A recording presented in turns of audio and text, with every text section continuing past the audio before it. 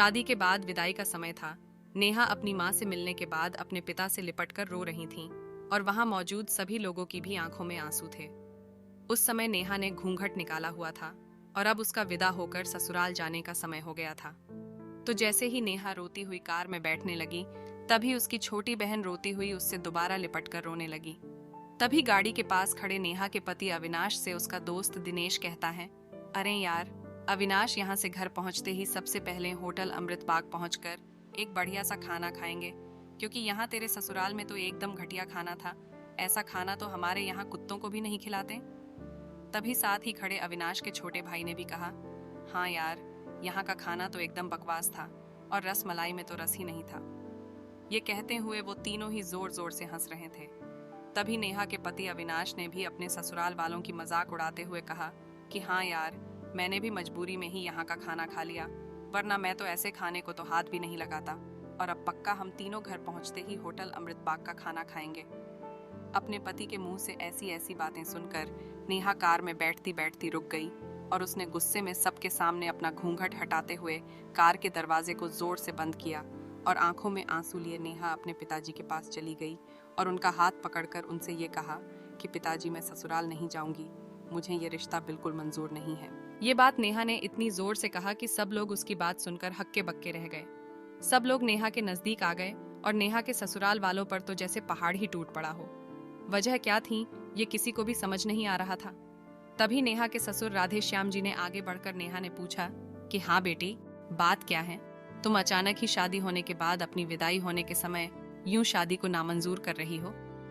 तभी नेहा कुछ देर चुप रहने के बाद अपनी आंखों में आंसू लिए अपने ससुर से बोली कि बाबूजी, आपको पता है, मेरे माता पिता ने अपने सभी सपनों को मारकर हम सभी बहनों को इतना पढ़ाया लिखाया और काबिल बनाया, और आप जानते हैं कि एक बाप के लिए उसकी बेटी क्या मायने रखती हैं।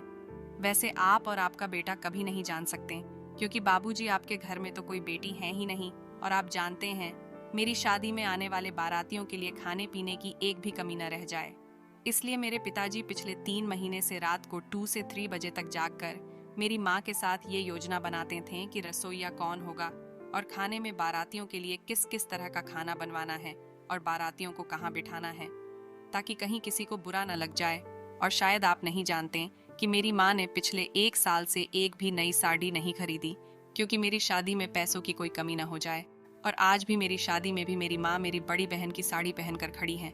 और ये तो कुछ भी नहीं, मेरे पिताजी भी 150 रुपये की इस शर्त के नीचे कई छेद वाली बनियान पहनकर खड़े हैं, और ये सब सिर्फ इसलिए ताकि मेरी शादी में कोई कमी न रह जाए। लेकिन इतनी मेहनत करने के बावजूद भी आज इस शादी में आपके बेटे को रोटियां ठंडी लगी, उसके दोस्त को पनीर बकवास लगा, और मेरे देवर जी को रसमलाई में तो रस ही नहीं मिला। और तो और मेरे पति अविनाश जी तो कह रहे थे कि वो तो ऐसे खाने को हाथ भी नहीं लागते, बस उन्होंने तो मजबूरी में ही ये खाना खा लिया। अगर सब कुछ इन्होंने मजबूरी में ही खाया है तो इसकी क्या गारंटी है कि मुझसे शादी भी ये अपनी खुशी से ही कर रहे हैं। कल को अविनाश जी ये भी कह सकते हैं कि मुझसे भी इन्होंने मजबूरी में ही शादी की है। और नेहा रोते हुए अपने ससुर से ये भी कह रही थी कि जिस माता पिता ने मेरी शादी में दिन देखा न रात बस शादी की तैयारियों में लगे रहे, उन माता पिता पर आज आपके बेटे और उनके दोस्त यूं जोर जोर से हंस रहे हैं और उनकी इतनी बेइज्जती कर रहे हैं। क्या आपके घर में माता पिता की इतनी ही इज्जत होती है? तभी नेहा के ससुर ने कहा कि बेटी, इतनी छोटी सी बात पर तुम इतना नाराज हो गई। तो नेहा ने अपने ससुर की बात को काटते हुए कहा कि बाबूजी, ये छोटी सी बात नहीं है। अगर शादी के बाद मैं भी आपकी इज्जत न करूं तो आपको कैसा लगेगा? ये सुनते ही नेहा के ससुर ने शर्म के मारे अपनी आंखें कर लीं। तभी नेहा ने कहा, लेकिन बाबूजी, आप चिंता न करिए, हमारे अंदर हमारे अच्छे माता पिता के संस्कार हैं। किसी की बेइज्जती करना ये सब हमारे माता पिता ने हमें कभी सिखाया ही नहीं है। ये सुनते ही नेहा के पिताजी दयाशंकर जी ने आंखों में आंसू लिए अपनी बेटी को गले से लगा लिया और उससे कहा कि बेटी, मुझे गर्व है कि तू मेरी बेटी है, और अब तू शांत हो जा बेटी, तुझे मेरी कसम, तू इन्हें माफ कर दे और खुशी खुशी अपने ससुराल चली जा।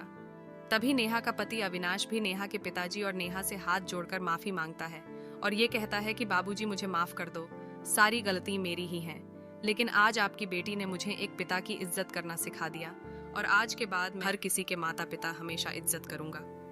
उसी वक्त नेहा के ससुर राधे श्याम जी भी आगे आकर अपनी बहू नेहा के सर पर हाथ रखकर कहते हैं कि मैं तो बहू लेने आया था, लेकिन ईश्वर बहुत कृपालु है, उसने मुझे बहू के रूप में एक बेटी दे दी और वो भी इतने अच्छे संस्कार वाली, जो कि माता पिता का भी इतना सम्मान करती है। और अब बेटी, मेरे कहने से इन नालायकों को भी माफ कर दे, मैं हाथ जोड़ता हूँ तेरे सामने। तभी नेहा अपने ससुर जी के दोनों हाथों को पकड़ लेती हैं और कहती हैं कि नहीं बाबूजी, आप मेरे पिता के समान हैं, कृपया आप मेरे सामने हाथ मत जोड़िए। तभी नेहा के पिताजी दयाशंकर जी भी कहते कि समधी जी, आप मेरी बेटी के सामने हाथ जोड़कर कृपया हमें शर्मिंदा मत कीजिए। मेरी तो आपसे बस इतनी ही प्रार्थना है कि मेरी हमेशा आप मेरी बेटी को अपनी ही बेटी समझना, और इससे कभी कोई गलती हो जाए तो इसे माफ कर देना। तो राधे श्याम जी ने अपने समधी दयाशंकर जी का हौसला बढ़ाते हुए कहा कि आप बिल्कुल चिंता मत करिए, बल्कि अब तो नेहा बेटी ही हमारे पूरे घर को संभालेगी, और अब ये ही हमारे घर की लक्ष्मी है। ये सुनकर नेहा के पिताजी बहुत खुश हो जाते हैं और अपनी बेटी को खुशी खुशी विदा कर देते हैं।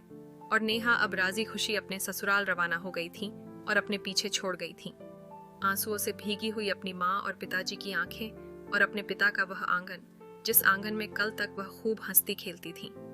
आज से इस आंगन की चिड़िया उड़ गई थी किसी दूर प्रदेश में। तो दोस्तों, बेटी माँ बाप का अभिमान वो एक अनमोल धन होता है, और दोस्तों अपनी छाती पर पत्थर रखकर वो अपनी प्यारी बेटी और अपने जिगर के टुकड़े को उसकी शादी करके उसे विदा करता है।